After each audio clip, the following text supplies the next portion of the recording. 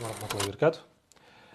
Сапта тұрған кезде екі аяқты бір-біріне тигізіп тұру керек деген хадис желіде өте қатты тарап жатыр.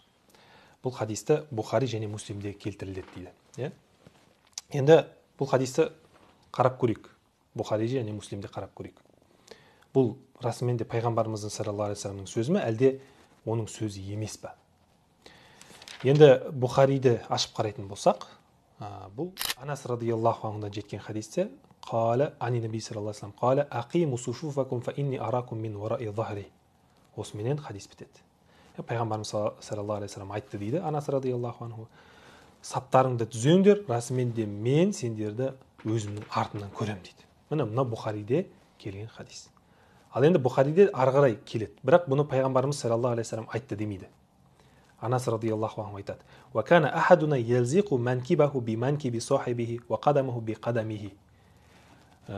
Біздің арамыздан сондай бір адамдар болды, иықтарын бір-бірлеріне тигізіп тұрды, және де қадамдарын, аяқтарын бір-біріне тигізіп тұрды дейді. Бұл Анас радиаллаху анхуның айтып жатқан бір оқиғасы. Пайғамбарымыздың саллаллаху алейхи вассаламның айтқан сөзі емес.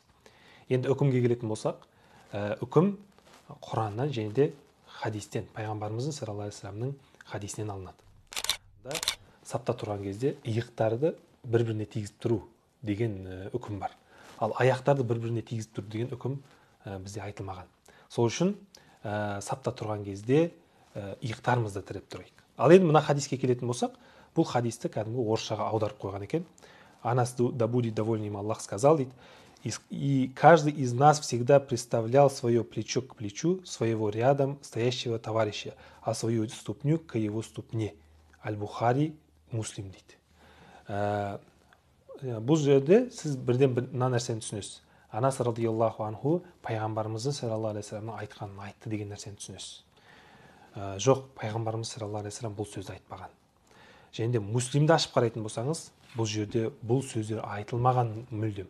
Бұл хадис келеді, бірақ пайғамбарымыз саллаллаху алейхи вассалам айтты деп келмейді. Муслимде де, Бухариде де.